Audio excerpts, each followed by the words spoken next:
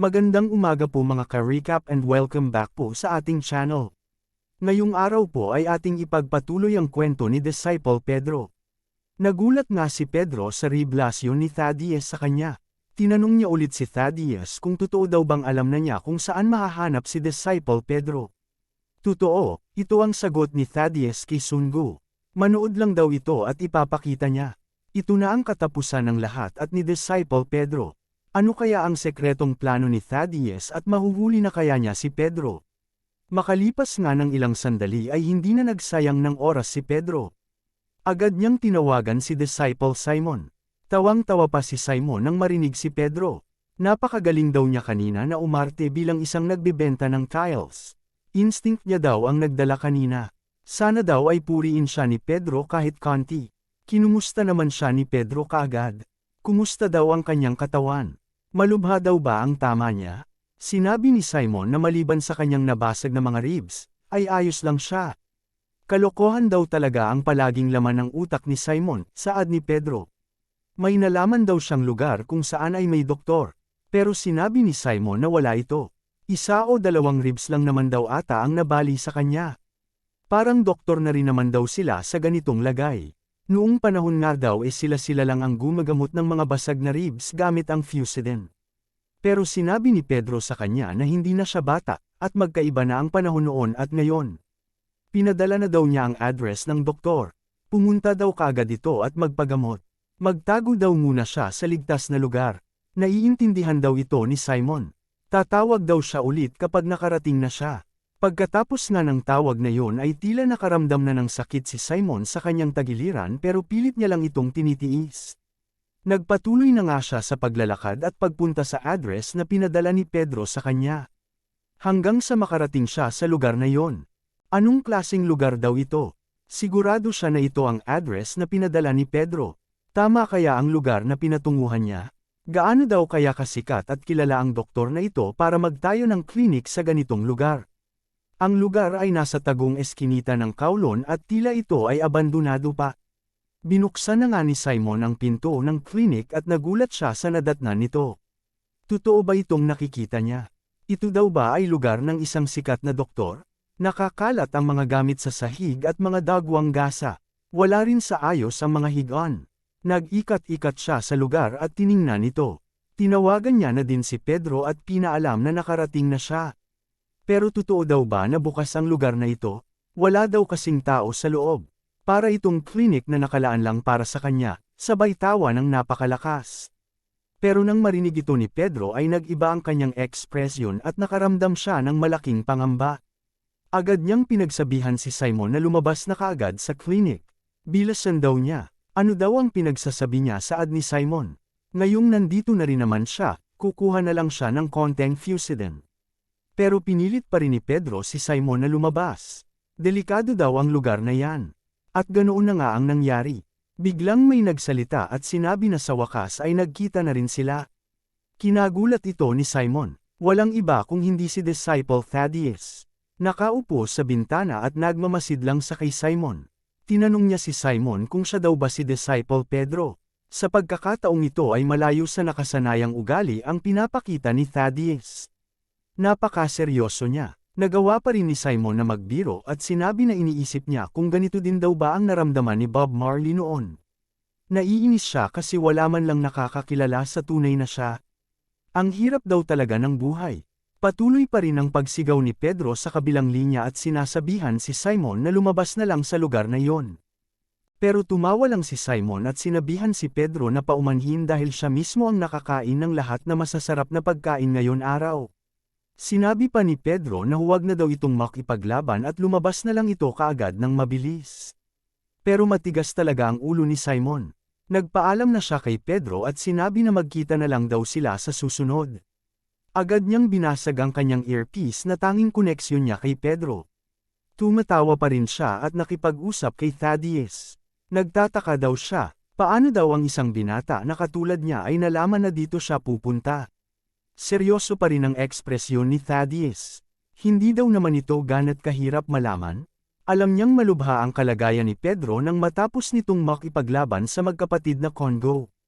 At alam din niya na hindi si Pedro makakagalaw ng normal dahil sa mga natamong pinsala. Kaya napagtanto niya na pupunta si Pedro sa isang klinik para magpagaling. Sinabi ni Simon na natutuwa naman daw siya kung ganoon, nakakataba ng puso. Pero ang isang matandang katulad daw niya wala sa kondisyon ngayon. Paano daw kung bigyan naman siya nito ng konteng partida? Nilabas ni Simon ang isang maliit na kutsilyo at pinasayaw-sayaw pa ito sa harap ni Thaddeus. Bibigyan daw niya ito ng partida kung itang kahilingan niya. Pero gusto niya lang daw itong sabihin kay Pedro. Wala siyang masamang damdamin sa kanya o kahit anumang galit. Pero sabi nga daw ng mga nakakaalam, ang mga tao ay may tiyak na haba ng buhay lang sa mundo. Kaya kung iisipin lang daw ito ni Pedro, magiging mabilis lang ito at magiging maayos din ang lahat. Agad naman na sumagot si Simon na talagang bagay silang dalawa magkasama. Pareho lang naman kasi sila ng iniisip. Parehong naghanda ang dalawa para maglaban. Magsasalita pa sana si Simon pero napatigil siya nang biglang nasa harap na niya nagsipa ni Thaddeus. Nagulat siya sa bilis ng galaw nito. Hindi malaman kung nataman o napuruhan ba kaagad si Simon sa ginawa ni Thaddeus. Sa mabuting palad ay tila naiwasan ito ni Simon pero inis na inis siya dahil hindi niya nakitang paparating iyon. Alam niyang paparating ang ataking yon pero mas mabilis pa pala ito kaysa inaasahan niya. Sa isip naman ni Thaddeus, alam at sigurado siyang hindi nakita ni Pedro ang kanyang atake pero may kakaiba itong ginawa. Perpektong naiwasan daw ito ni Pedro at hindi lang yon, tinarget pa nito ang kanyang tendons. Kung mahaba-haba lang daw ang patalim na hawak-hawak niya, ay siguradong putol na ang kanyang Achilles tendon. Hindi daw iniisip ni Pedro ang kanyang mga galaw, sadyang ang katawan niya mismo ang nagre-react dito. Isa nga daw talagang veterano sa pakikipaglaban ang Pedrong ito. Bigla naman na nagsalita si Simon at sinabi na bibigyan daw niya ng payo ang isang binatang katulad niya. Ang pagiging mapagmadali ay hindi nakakatulong para maging popular sa mga babae. Pero sa isip niya, mukha lang siyang walang pakialam pero kapag napatagal pa ang laban na ito, ay mukhang magiging katapusan na niya. May isang barahan na lang siyang natitira sa kanyang mga plano. Sinabihan niya si Thaddeus ng paumanhin dahil ang isang matanda na katulad daw niya ay wala nang masyadong oras. Tatapusin na daw niya ito gamit ang isang teknik niya. Nagtataka naman si Thaddeus. Anong isang teknik? Ano ang magagawa ng isang matanda na katulad niya na puno ng injury ang katawan? Pero napakabilis na sumugod si Simon at tila nawala siya na parang bula sa kanyang kinakatayuan. Sunod-sunod ang mga atakeng pinakawalan niya at mabilis din si Thaddeus sa pag-iwas dito. Sa isip naman ni Thaddeus ay nakakahanga daw talaga ang matandang ito. At isa pa, napakaliit lang sana ng kanilang distansya. Kung mas mahaba pa sana ng 2 sentimetro ang kanyang patalim ay matatamaan na niya si Thaddeus. Pero walang nang kwenta na isipin pa ito dahil naiilaga ng batang kalaban niya ang lahat na kanyang atake. Nakikita niya lahat ng mga atakeng nakadirekta sa kanya. Parehong napa-atras ang dalawa matapos ang napakabilis na mga galaw. Sinabi ni Thaddeus na muntik na daw siya doon. Mabuti na lang at gumagamit lang ng maliit na patalim si Pedro kung hindi ay nataman na siya. Kung ganoon daw ay maaaring sabihin niya na ang lahat na swerte sa buhay niya ay naubos na ngayon, pagloloko na sagot ni Simon. Pero sa isip niya, nagpakawala na naman siya ng kalokohan pero ang katunayan, unti-unting lumalaki ang agwat nilang dalawa pagdating sa lakas. Paano daw kaya niya lalabanan ng taong ito na hindi man niya matamaan? Hindi niya alam, maaaring ito na ang huling pagkakataon at oportunidad niya. Wala siyang magagawa kung hindi subukan niya ito. Naging seryoso muli si Simon at napakabilis na sumugod kay Thaddeus. Tumalon-talon ito sa mga pader at pinupunterya pa rin si Thaddeus. Nakakahanga daw ito sa ad ni Thaddeus. Alam niya na bawat galaw ni Pedro ay nararamdaman daw nito ang sakit ng mga napinsalang organs niya pero pilit daw nitong tinitiis para lang magpatuloy sa laban. Pero wala daw lakas ang mga binibitawan niyang atake. Sa isip ni Thaddeus, tila may tinatago pa rin si Pedro. Ano daw kaya ang tinatago nito? Natawa lang ulit si Simon. Sinabihan niya si Thaddeus na parang ginagawa daw niya ito ulit. Ang pagpuri sa kalaban. Ang pagpuri daw sa kalaban ay ginagawa lamang kapag nanalo ka na daw. Tinawag niya na binata si Thaddeus at biglang tinanong. Alam daw ba niya kung ano ang lamang ng paggamit ng isang dagger kumpara sa espada? Ang isang mahabang espada daw ay kaya lamang ang parang 1 round trip. Pero ang dagger ay kaya mong ulit-ulitin ng ilang dosina beses pa. Tila biglang nawala si Simon sa harapan ni Thaddeus na siyang kinalitaw niya. At sa hindi maipaliwanag na sandaling yon, tila nakakita si Thaddeus ng isang liwanag sa madilim na gusaling kinakatayuan niya at para bang umuulan ng mga dagger na nakadirekta sa kanya. Tila napatigil at napahanga si Thaddeus sa nasasaksihan. Ito pala talaga ang plano ni Pedro. Hindi dahil kulang ang lakas ng kanyang mga atake pero naghahanda pala siya ganitong teknik.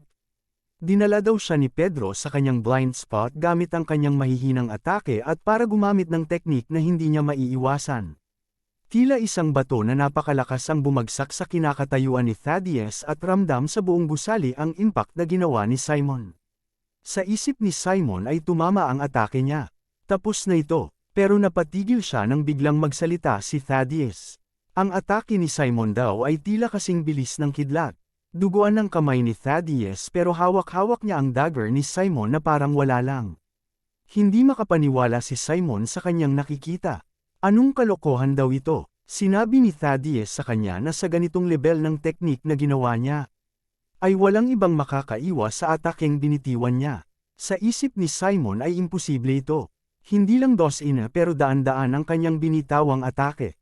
Naiwasan at napigilan daw niya ito nang wala man lang malaking pinsala sa kanya. At higit sa lahat ay nagawa niya ito sa kalmadong ekspresyon. Nakita kaagad ni Simon na may papa-rating na atake sa kanya. Pinupunterya daw ni Thaddeus ang kanyang mga nabaling ribs. Agad na inangat ni Simon ang kanyang kaliwang binti para harangan ang paparating na sipa ni Thaddeus. Pero napakabilis ng pangyayari at hindi pala ang ribs ang punterya nito kundi ang mukha niya. Tumilapon si Simon sa lakas ng impact na yon pero nagawa pa rin niyang harangan kaya walang malaking pinsala sa mukha niya. Namangha ulit si Thaddeus. Nagawa pa rin daw ni Pedro ito habang pinoprotektahan ang injured na parte ng katawan niya. Si Pedro ay si Pedro nga talaga. Nagbiro pa si Simon, ano ang problema sa lugar na ito at parang puno ng mga malalakas na tao ang nandirito. Pinuri naman ni Thaddeus si Simon dahil ang isang matandang katulad niya at may malaking pinsala sa katawan ay nagawang mapigil at matiis ang mga atake niya. Nagkamali daw siya, kawalang galang daw ang ginawa niya para sa isang mandirigma na katulad ni Pedro. Kaya ngayon, buong puso at pag-alang niya na gagawin, at papatayin si Pedro. Naging seryoso ulit si Thaddeus at naghanda para tapusin si Simon. Ito ang 100 strike in split second na kanyang teknik. Tila napakaraming atake ang papakawala ni Thaddeus. Sa isip ni Simon ay wala siyang masabi sa taong ito. Pero kinatutuwa niya na siya ang nasa posisyon na ito sa halip ang kanyang kapatid na si Pedro. Pero biglang may nagsalita at pumihil kay Thaddeus. Ito ay walang iba kung hindi si Kim Sun-go. Nagulat si Thaddeus sa pagdating ni Sun-go dito sa lugar ng kanilang pinaglalabanan. Lumapit si Sun-go kay Simon at hinarap si Thaddeus. Ipapaliwanag daw niya lahat kung bakit siya nandirito. Pero pinutol siya ni Thaddeus. Bakas sa mukha ni Thaddeus ang pagkadismaya. Sinabi niya na gustong-gusto niya sana si Sun-go bilang kaibigan. Sa lugar ng Kowloon Hell na napapaligiran siya ng mga taong gusto siyang itulak papalabas, pakiramdam niya ay nakahanap siya ng isang tunay na kapatid sa unang pagkakataon. Pero alam daw ba ni Sun-go kung ano ang totoo? Ang tiles na nasa harapan ng bahay ng kanyang ina na inaalala ni Sun-go, hindi ito sira dahil hindi niya pinagawa. Sadyang wala lang manggagawa na gumagawa nito sa loob ng Kowloon. Tinanong siya ni Sun-go kung saan nagsimula ang kanyang pagdududa sa kanya. Naalala daw ba ni Sun-go ang nangyaring laban ni Pedro at ng magkapatid na Congo? Doon, ay nalaman niya na gumamit si Pedro ng patalim para labanan ang magkapatid. Nakita niya sa mga sugat ng magkapatid na ang gumawa nito ay kaliwete. Pero inisip niya din ang posibilidad na si Pedro ay kaliwete. Pero hindi, ang swordmanship na ginamit ay para lamang sa kaliwang kamay. Isang pinakamalapit na tao kay Pedro na may ganitong katangian, kagaya ng nabanggit ni Yuka na walang kanang kamay. Ang may ganito kagaling na swordmanship, walang iba kung hindi ang Glory's disciple, Simon. At kinailangan niya ng huling compromise. Kailangan niya ng matibay na ebidensya. Ang isang injured na si Pedro ay pumunta sa lugar na ito, para maghanap ng doktor. Pero, ang tanging may alam lamang ng lugar na ito na may doktor, ay tanging siya lamang at si Kim Sun-go na sinabihan niya. Maraming pagkakataon na pinaghinalan niya si Sun-go. Pero kahit ganoon pa man, hindi niya pera nito sinabi dahil nagbabasakali siya na nagkakamali lang siya at hindi ito totoo. Ano ngayon ang katwiran niya? Ngayong nalaman na niya na si Sun Go ay kakampi ng kalaban niyang si Disciple Pedro. Ano daw ang balak niya at pakay niya nang lumapit ito sa kanya? Binabalita daw ba niya lahat ito kay Pedro? Hindi sagot ni Pedro. Mali lahat ng iniisip ni Thaddeus. Ano daw ang ibig niyang sabihin? Ang ibig sabihin daw niya ay mali lahat ng pagkakaintindi ni Thaddeus. Hindi daw maaari na nasa panig siya ni Pedro? Tila nalilito na si Thaddeus sa pinagsasabi ni Pedro. Imposible nakaanib siya ni Pedro. Dahil siya, si Kim Sun Go, ay mismong si Pedro. Abangan po natin mga ka-recap ang mga mangyayari sa susunod na kabanata. Maraming salamat po sa panunood at sana po ay nagustuhan ninyo. Please like our videos po and also subscribe to our channel. See you soon. Bye!